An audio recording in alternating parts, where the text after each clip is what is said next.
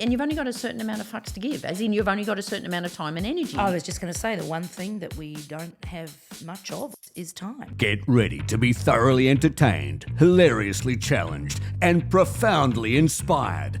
Jack Phillips and Gabriel Dolan are here to make you laugh, challenge your thinking, and ignite that spark of inspiration within you. Because it's real. They're not just your average podcast hosts.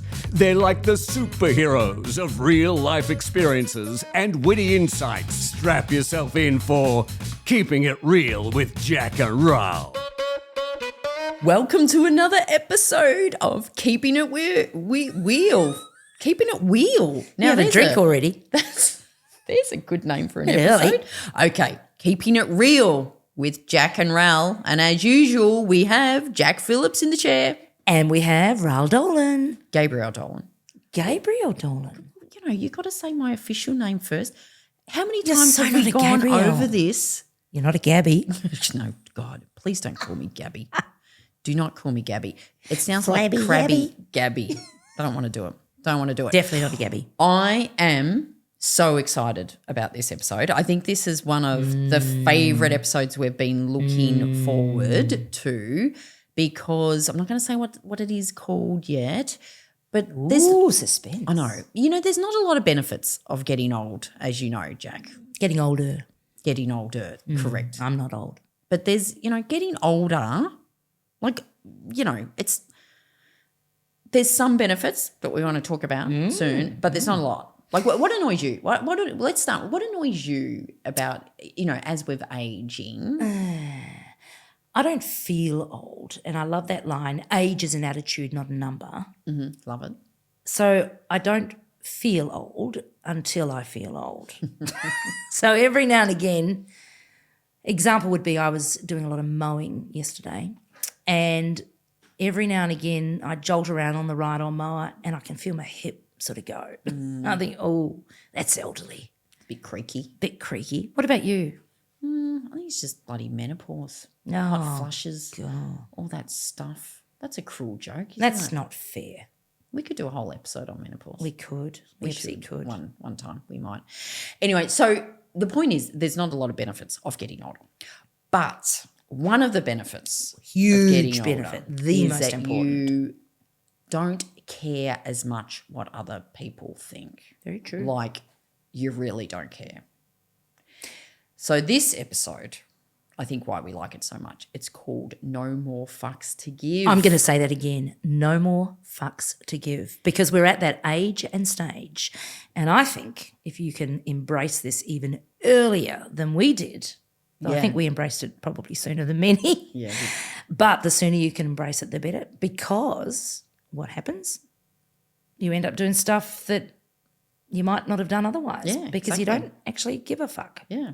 There's a great book by Mark Manson, which you might have read. It's The Subtle Art of Not Giving a Fuck. So if you want to, listeners, if you want to read that. But, you know, just listen to this podcast. It'll probably be better. But when that saying is no more fucks to give, it's like a metaphor for your time, for your energy, where Correct. you put, you know, where you put your time and effort and into things. And, you know, then you can't go, no. And you've only got a certain amount of fucks to give, as in you've only got a certain amount of time and energy. I was just going to say the one thing that we don't have much of, all of us, is time. So how you use your time and what you do within your time is so important. We all know those people that are really efficient, really organised. They seem to pack in so much. I reckon you're a bit like that. Yes, I do. Yeah. I pack in a bit. So how do you do that? Is it because you say no to some things? I say no to a lot of things. So I think I know a lot of people that say yes to things that it's almost like out of obligation. Or People it could pleasers. be a bit of fear of missing out. But, you know, I think if fear of missing out is like it's choice you want to go. But obligation, people just say yes to things because they feel they should. I coach on this, and look, there is, from the little bit of desktop research I've done with my coaching clients, there is a real trend with women particularly, you know, people-pleasing women, and that's because we're often told, be a good girl, Yes. do as I ask, do as I say, be Yeah. a good girl. I don't know whether boys get that as much. I do, and you'd probably see this because you probably coach a lot of these women in their probably 50s who sort of come and say, for the next job I do, I want this to be a job For that me. I really want to do. And I was like, what do you mean by that? And they've been tapped on the shoulder to say, could you apply for this job? And they can. And it's not as if they hate it, but it's not something Is they it what they really want? to do, really want to do. I'm coaching a lot of women at the moment on career transition. So for the first time in their life, they don't have to work. They want to work, but they don't have to. They don't have to pay school fees, or the mortgage is under control or paid off. So now it's actually, what do I want? So for the first time in my life, back to what you were just saying, this is about me. So coming back to this people pleasing, because I think you've just touched on something. Saying yes all of the time, saying yes, I'll do that. That comes at a cost, at an opportunity cost. Yeah, yeah. So when you're saying yes to something, it means you're actually saying no to something else. Or absolutely. Every time you say yes to something, you're saying no to someone else. So maybe start evaluating what something you're else. saying no to without consciously realising it. I've got a story. Want to hear my story? Yep, love a story. So some years ago, there was an opportunity for a promotion in the business I was working in. It was a big corporate. It was in Asia, actually, in Singapore. And I remember thinking, oh, I really, really want this promotion. I was well set up for it, well ready for it. And I knew that there was somebody else also going for the promotion who was also well set up for it and well ready. Being the people pleaser I was at the time, as much as that might seem a shock to people because I don't do too much people pleasing these days, I had also taken on some extra work to keep my boss happy and also to impress somebody else. So while I was busy doing my job and somebody else's, I didn't adequately prepare for the promotion. The person that was also going for the promotion, who wasn't a people pleaser, go him, really prepared for the promotion. Have a guess who got the promotion? Not you, I'm guessing. Correct. So by people pleasing, I actually did myself out of the promotion because I didn't give myself the time to prepare properly. I was too busy pleasing someone else, and that actually didn't get me anywhere. Yeah, yeah. I've never forgotten it. And I think when you look at like things as a spectrum, we're not talking about don't give a fuck about anything. We're not doing that. Hell no, especially if drinks on a Friday night. But it's that. you have to manage where you, and so Manage your if I time. look at the other end of the spectrum as a people pleaser, they're putting other people's needs ahead of their own. And I've got a few friends that do this, and I shouldn't mention. I should come up with a name for my collective friends, so none of my friends know who I'm talking about. But they would go to. I remember one distinct.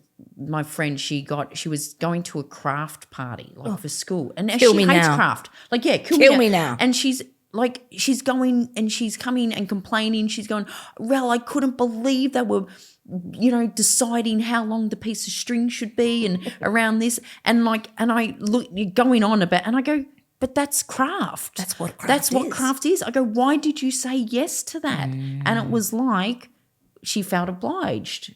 And I People go- pleaser.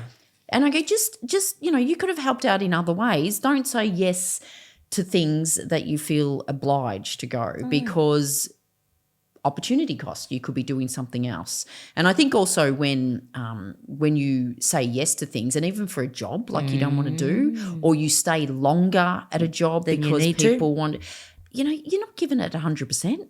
And it's sometimes your brand suffers as well. That's a very good point. You become known as the person who just does stuff averagely. Yeah, because I think, again, we're talking about as you get older. I think my daughter, Jess, my daughter, often goes, I go, why are you doing that? She goes, oh my God, I'm such a people pleaser. So she knows, she's at aware least of she's it. aware. And I think so as you get older, you don't do that as much. I remember I saw Jerry Seinfeld live. So this was about 6 years ago. He's cool. And he was talking about this, like the benefits of getting older, where you just say no to things you don't want to do. And he talked about like being invited to parties. And so he goes, when you're 40 and you get invited to a party and you don't want to go, you just make up all these excuses like, oh no, I've got to get the kids or blah, blah, blah. And he goes, you make up all these excuses. True. And he said that he's turned 60, or he's in his 60s. And he finds that when he wants to, he gets invited to a party and he doesn't want to go, he just goes, nah, Don't you love it? And So then he confident. said, he goes, I can't wait till I'm in my 70s. He goes, I don't think I'm going to say words. I'm just going to go, So I think you got to get good at saying no to as things early you as don't wanna possible, do. and do that as soon as possible. Don't wait until you're older. I mean, it is a benefit of aging. You get wiser, you get a bit more confident. You do care less about what people think, less fucks to give. But if you can actually master this earlier, I think it makes you really confident, really, really confident. And it's a good thing to do because time is limited. Yeah. So you don't want to be trading that off. Yeah. So we've got a couple of tips and techniques here, which I think we should reiterate. Yeah. You've got a yes, no, yes. Yeah, I so love one that. of the things I came across this, and it's when you, before you say yes to something, you go yes, no, yes. And the first yes is to yourself. So this is, do you really want to do this? Like, is this the best use of your time? Do I really want to do it? And if you want to do it, then yes, that's fine. But if you don't really want to do it, then you say no. So you go, no, sorry, I can't do that. And what I tend to do then is the final yes is, but, could I suggest someone else for you? Sure. So you're helping out. So that's in a, like someone wants me to speak, I really don't want to do it, no, but I can introduce you to someone else. So I have this yes, no, yes. The other thing I do is just my default is I need to check my diary. Yes. That Pause. is my default. Pause. Don't rush into the yes, because once you've said yes to something, It's a people-pleasing thing. it's hard to go back. So if I always go, I need to check my diary. And look, I'm not lying. I do need to check your I'm diary. busy. But it just gives me time to really reassess, do I really want to do Love that? it. That's the pause we all need to take. And people pleasers tend not to pause. They tend to rush in very quickly. Yes, I'll do it. Sure. And then they become known as somebody who will do it. So they get asked more and more. So it's a bit of a vicious cycle. I love a pause. I've become much better at this. Let me think about that. Yeah. I'll come back to you soon. Let me check my diary. Yeah. You just mentioned the S word, which I hate, the sorry word. Yeah. I'm never sorry. Actually, I'm not going to do it or I can't do it. So instead, I say, thanks for the opportunity. Not something I can do right now, but I might be able to find somebody else. Yep. Or that's not something I can do right now. I might be able to look at that later. By then, they've usually found somebody else to do it. So some tips and techniques of just reminding yourself what it is that you need to or can say that will give you the pause. And you never regret 24 hours later having said no. Ever. No, you don't. I think it's getting really good at like pausing before you rush to yes, thinking about, is this the best use of your time? So as in, do I really give a fuck?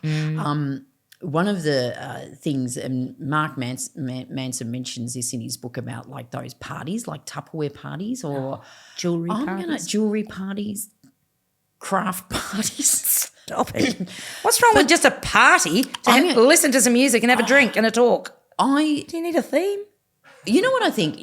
It actually, you've got Tupperware. Let's do the classic Tupperware. I don't know if people do. Tupperware is quite good. I just need know. to go to a party to buy it. I know people are going to have a party, right? Because they're starting out a business, whether it be Tupperware or face cream, all right? And all these people pleasers say yes. Lingerie parties. So guess what happens? All the people pleasers are only going because they think that's the right thing to do. So they're probably not even spending much money. No, or they're all spending. They've got no desire joy to keep buying Tupperware on a monthly basis. Well, you don't, because it lasts a lifetime apparently. And it's not cheap. Or the cream. So guess what? This person who's starting out their new business thinks they have 20 people that all buy something, and then this person goes, oh my God, I can actually really make some money here because I've just made $5,000 and I'm going to do this every week. Well, you're not, because the people pleasers are only there to make themselves feel good or feel obliged, and you've just wasted everyone's time. I'm seeing a marketing campaign, how to find more people pleasers. And do one with them. Shoot them. Not shoot them, get them to your party. Oh, to make more money, because you're going to run out of them. You're exactly right. Well, yeah, but the people pleasers, they're not stupid. They won't keep going, I guess. No, but there's so many people pleasers out there. You could probably, build a business on it. But still, if you are the person saying yes to things that you don't want to go to, you are absolutely trading off things that you could be going to or doing instead. Yeah. So it's pretty important, I think. You would see that a lot in your coaching where people do. are taking on like jobs or doing something. And they sort of know. That's why they're Yeah. coming to me. Yeah. And they're saying, I've got to get out of my own head, Jac. And I love that line. I've got to get out of my own head because I say yes too quickly. I keep doing things I don't want to. Or I'm doing things that I don't mind doing, but they're actually not for me. Yeah. I've Something just thought of a great example. I was coaching a client a few years ago, and she was a senior woman in technology, so she was often approached to mentor Yeah. people. And so she was mentoring like about 10 people, which is a lot. Like it's only 1 hour a month, but like that's 10 hours. And her mum was actually quite ill. So she sort of said to me, I just need to find time to, I got to spend more time with the mum. So, right, you've only got so much time. You only got so much fucks to give, and you've got to give time to your mum. And I helped her with the script. So so she got some of her mentor and said, look, I think I've been mentoring you for years. I think you should, pass them on to someone else. I helped her with the script that when someone came to her and said, do you want a mentor? She came back and literally said, so this is following the yes, no, yes approach. Her first yes was to herself, or the first yes was to her mum, really, and then said, I can't help you at the moment. I've got a bit of time. I've got too much on my plate. I wouldn't be able to do it justice. Yeah. But if you let me know what you're looking for in a mentor, I will recommend someone else. I saw her about a month later, and she said 11 people had come to her in that month alone to mentor. So she's been approached all the time. Wow. So she needed a way to say no. She did. She sent them the script. Guess how many of those 11 came back and actually wrote a paragraph of what they were looking for in a mentor? Zip. One. So here she was thinking she was doing the right thing, giving a fuck about all these little mentees that wanted advice, and 10 out of the 11 could not be stuffed, even writing a Wasn't paragraph a what they priority. want. Wasn't a priority. So I think the real tip is prioritize yourself and your loved ones before you prioritize other people. I just wrote a LinkedIn post about that this morning. Excellent. Prioritize those that prioritize you. Yeah. It's important. Cool. Really And important. I think the other tip is, like, just because you can doesn't mean you should. I know. And we talked in the last episode we spoke about, like, if someone asked you to do something, they wouldn't be asking you to do it if they didn't think you could do it. Sure. But that doesn't mean you have to do it. No. Yeah. Exactly right. So I think it's prioritize you. Prioritize you and your loved ones. All right, let's talk about the tips and techniques. Yeah. Okay, so no more fucks to give. One of the benefits of aging. However, if you're listening to this and you're under the age of 40, given we're just over 40, a smidge. Can we stop laughing, please, Keehlan? The idea is to get really good at saying no, or at least not rushing to commit. Not rushing. Check your diary. Check your diary. Pause. I just need to check my diary. Can I come back to you soon? Thanks for the offer. Not interested. Not something I can do right now, but I might be able to find somebody else who can. Might. No promises there. Prioritise. Who do you want to spend time with? Who actually matters? And will you be trading that off by saying yes to something? And just because you can doesn't mean you should. There's a whole, I know we're sort of probably finished, but there was a whole thing about this unfuckwithable. Oh, like that's a word, beauty. apparently. Oh, it's clearly a made-up word. It's a beauty. But we actually looked up the definition, didn't you? Jack's going to read it. Urban Dictionary definition of unfuckwithable. It is an adjective, just in case you wondered. It describes an individual that does not allow themselves to be taunted, bothered, or pissed by another human being. That's a good way to end that podcast, I reckon. That's good advice. To you, my friend, who is unfuckwithable, and keeping it real with Jac Ral.